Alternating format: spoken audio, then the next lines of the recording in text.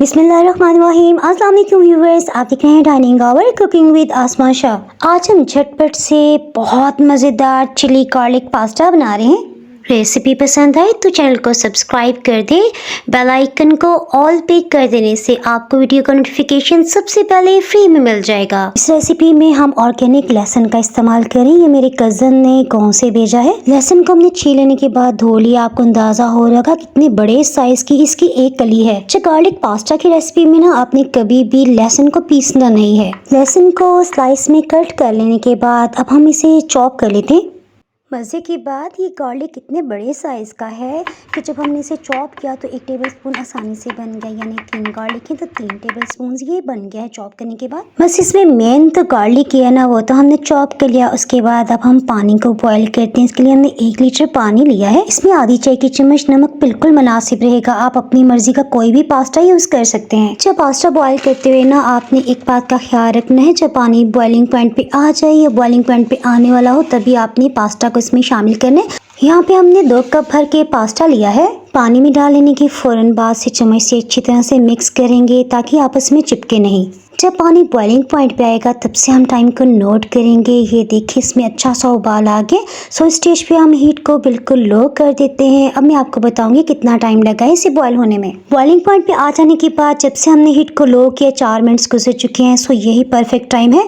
हम इसे निथार लेते हैं, छान लेते हैं। और अगर आप जानना चाहें तो पास्ता को पानी में डाल लेने के बाद से अभी तक तकरीबन 7 मिनट्स गुजरे हैं। अभी इस पास्ता ने मसाले में जाके भी पकना है। सो आपने इसे बिल्कुल नहीं गलाना। ये देखिए थोड़े तो टूट जाता है, यानी कि थोड़ा सा सख्त है, टोटली नरम नहीं है। इस पे रूम टेम्परेचर का 1 लीटर पानी डाल देते हैं। इससे ये बिल्कुल भी नहीं चिपकेगा। हम इसे बटर में बना रहे हैं। ये सॉल्टेड बटर है। तकरीबन 100 ग्राम्स हमने मक्खन लिया है। हीट को हमने लो ही रखा हुआ है। इसमें चॉप किया हुआ सभी लहसुन डाल देते हैं। अच्छे टेस्ट के लिए ज़रूरी है कि लहसुन की ज़्यादा रंगत डार्क ना होने दी जाए। देखिए हल्की सुनहरी रंगत आ गई। इसके साथ ही हम सबसे पहले इसका टेम्परेचर नॉर्मल करने के लिए आधा कप पानी शामिल कर रहे हैं। पानी डाल देने के फ़ौरन बाद से हमने हीट को बिल्कुल लो कर दिया है। इसका टेम्परेचर डाउन करने के लिए एक दफ़ा इसे अच्छी तरह से मिक्स कर लेते हैं। इसके साथ ही इसमें कुछ मसाले डालते हैं। चिली फ्लेक्स काफ़ी तीखी हैं, सो हमने 1 चाय की चम्मच भर के लिए हैं। नमक आधी चाय की चम्मच और काली मिर्च ये भी आधी चाय की चम्मच है। सोया सॉस इसमें 1 टेबलस्पून डाला है। सॉरी वो रिकॉर्ड नहीं हो पाया। स्पाइसेस का कच्चापन खत्म करने के लिए हम इसमें आधा कप पानी मजीद डालते लो हीट पे पकने देंगे। इसी टाइम में इसके चटखारे में मजीद इजाफा करने के लिए सब्ज मिर्च को चॉप करके डाल दिया है। हीट को हम लो ही रखेंगे, बस एक दफ़ा से मिक्स कर लिया है।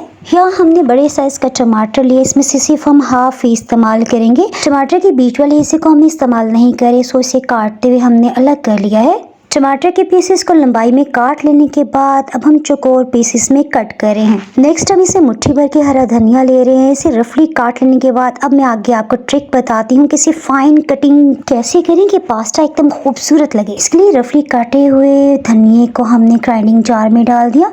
इसमें से 1/4 कप पानी शामिल करें। अब इसका पेस्ट बिल्कुल भी नहीं बनाना, ना ही इसे आपने हाई स्पीड पे ब्लेंड करना है। इसके लिए लो स्पीड रखते हैं, बस थोड़ा सा इसे चलाएंगे फिर रोक देंगे। हमने इस पे ध्यान रखना है कि टोटली ये ब्लेंड ना हो जाए, छोटे छोटे पत्तों में ये डिवाइड हो जाएगा। अभी मैं आपको करीब से जूम करके दिखा रही हूँ। पास्ता के लिए हम जो ग्रेवी बना रहे हैं देखिए उसमें हल्का हल्का सा पानी है। सो इसी स्टेज पे टमाटर के साथ साथ हाफ हमने छोटे साइज की शिमला मिर्च ली थी, उसे भी हमने इसी तरह चौकोर पीसेस में कट कर लिया था। धनिया मैं आपको दोबारा से करीब से दिखाती हूँ जिसे हमने लोअर स्पीड पे ब्लेंड किया था। सब्जियों को डाल लेने के फौरन बाद से हम ये धनिये वाला पानी भी डाल रहे हैं। पास्ता शामिल करने से पहले बेहतर है कि आप इसे रूम टेम्परेचर के पानी फिर से डालते हुए मिक्स कर लें।